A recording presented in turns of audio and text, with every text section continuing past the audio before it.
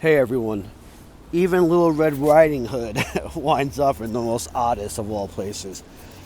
So, wow, man, it's 2022 and there's a lot been going on, especially these last 2 years. For me, I'm sure for you guys too. I mean, if it wasn't, probably wouldn't be watching this right now. You'd be on TV, putting your feet up, balancing that potato. But nah, things have changed. No, I've been blessed. I've been truly blessed to find dark art in my life. Now, not all my photography and digital art and stuff is dark, actually, only some of it.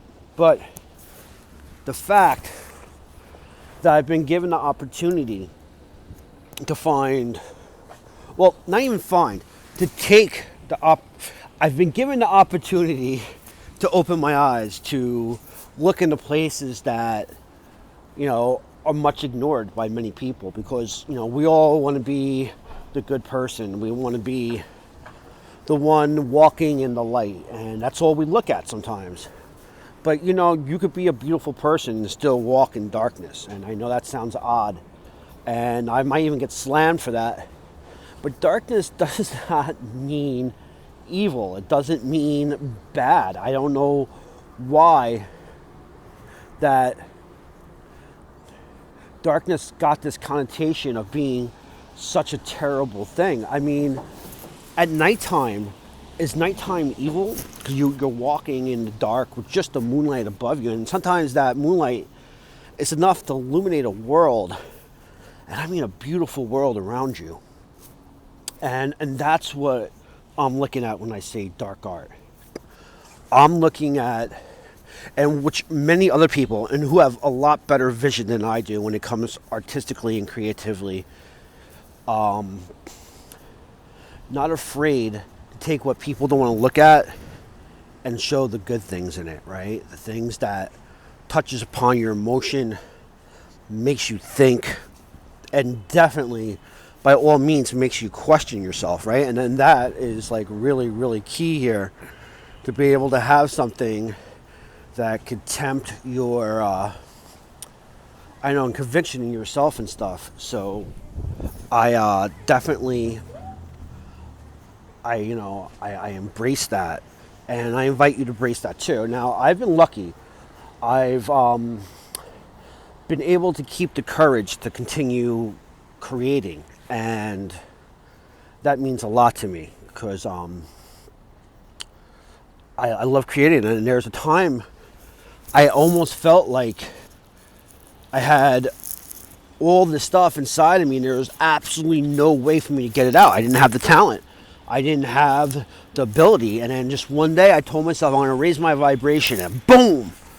I switched timelines, and I really did switch timelines. I don't know how to give you any comfort in that real reality, but I am now found my voice, and I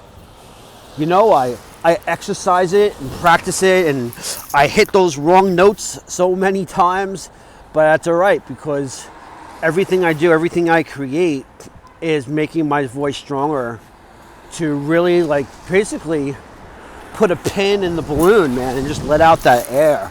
Let it just relieve that pressure, man. And I truly love that I have the capability to be able to do that.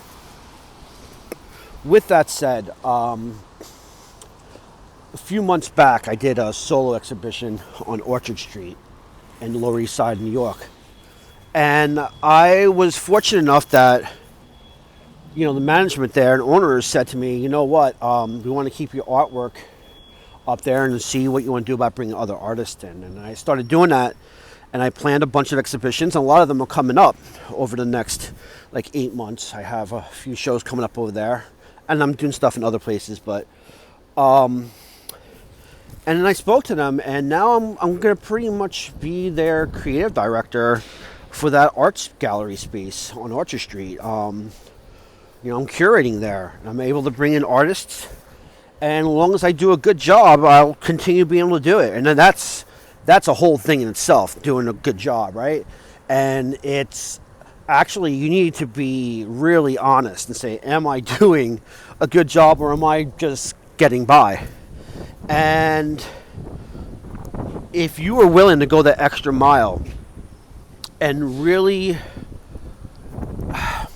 in a way, compromise, right? Because you know what you want to put in a place, and that's great. I mean, anybody can create without boundaries. That's great. But when you have boundaries and you have to consider the artist space that you're in and the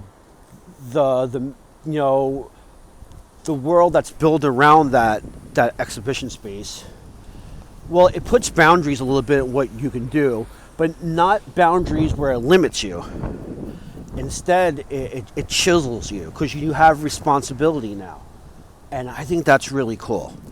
Sure, I can't really call myself a curator, right? Because, I don't even have a degree. Shoot, I only have a 9th grade education at that. However, I am taking the time and effort to learn that craft. Sure, I'm a little bit older. Maybe a lot older. But that's okay. Because I am right now in free college.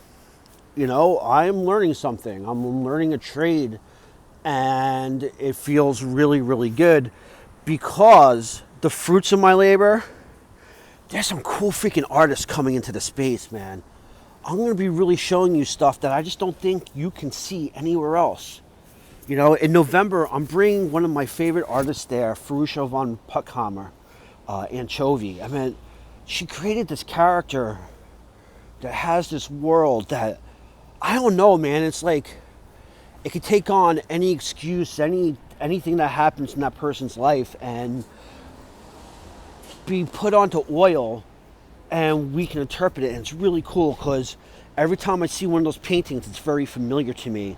And the fact that they have a solo exhibit starting November 17th at 86 Orchard Street, I'm stoked, man. And in January, I'm I guess curating an exhibit there for 6 artists and a few other artists too, but more limited, but featuring 6 artists with like Down syndrome and autism.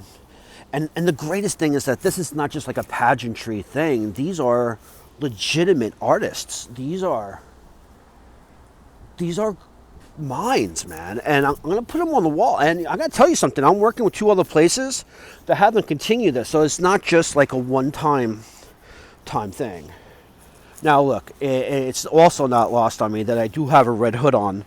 And eventually I'm going to reach that wolf. So let me make this short because I'm already over 8 minutes in this video.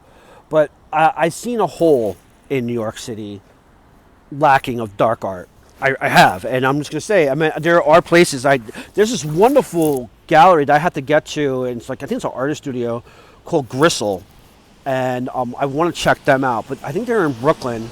But besides them, there's really nothing left. I know there was Last Rites who were very well respected, but I don't think they made it through the pandemic. And I've been putting feelers out there for artists who have been longing for a place to see others work and put their work up, and I'm starting to get a response. So I'm going to try to make this gallery space feature dark art, but I'm going to do it tastefully. Not that dark art isn't tasteful. It is, very much so. Actually, it's very reverent. But I think I want to show more of what the beauty that dark art can bring. And that's really it. Bring out, it's almost ironic. In a way, it's beyond belief that people look at flowers and they're like, oh, those are the most beautiful petals. Those are so incredible. Lifts my heart. And that's beautiful. And I'm going to put them on my table, take pictures and paintings of them. But those flowers, they die real fast. Once you cut them, they're no longer in the soil. Sure, the water, let them go for a little bit. But you're basically have them on life support. And you really think about it, when you take flowers out of the ground, man, and you water them in a vase, you got them on freaking life support. Like, literally, look up the freaking definition, man. And you tell me that's beautiful. Something that is slowly dying in a freaking glass vase of water. And everyone looks at that as like the most beautiful of things. Yet, I could take a picture of a weathered skin on a face that just got done working in a coal mine. And dirt, it's just like all in the crevices and stuff. And, you know, their hands are full of soot. And they have cuts and stuff on them. Maybe a little blood. And I'm told that's really dark, man. How can you do something morose? But yet that person is living their life. They actually did that work to put food on their table, which sustains them. And gives them the ability to keep on going and dare create. Right? Because they're creating to be able to do so much, even if it's creating new life, like a child, or helping somebody else who is hungry, or even, you know, I don't want to get into sustainable energy and stuff, but you know what I mean? It's like you can look at darkness of these things and say, oh, that's morose, man. That's macabre. But all it is just the effects of living. That's all it is. It's the effects of living. What do you want to give more respect to? Do you want to give more respect to something that is being pretty much put on a pedestal as it's dying like flowers? I know I keep on going back to that, but hey, that's what I have in my mind right now. Or would you rather take a picture of your interpretation of something that has already died, like maybe a bird or a crow, and show what the effects of life had on its feathers and the effect that life that's no longer there has on other people? So, you know I've babbled for over 12 minutes now, but, you know, I feel good. I feel good about myself. I'm happy to be in the fairy tale. I don't know why the hell I'm Little Red Riding Hood, but could have been anything. But, the last thing I really want to say is have faith in yourself, man. If I could have courage in myself and feel successful to myself, and I'm not successful. Like, I'm not, like, nobody knows me. You know, it's like, and I guess you don't need to be known to be successful.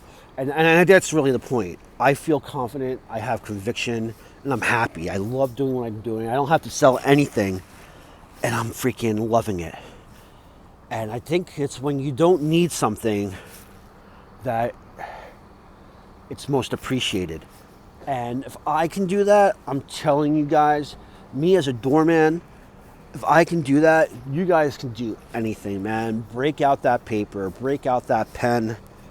Fucking, even if you don't have ink in your pen, man, just freaking let those tears out and soak that paper.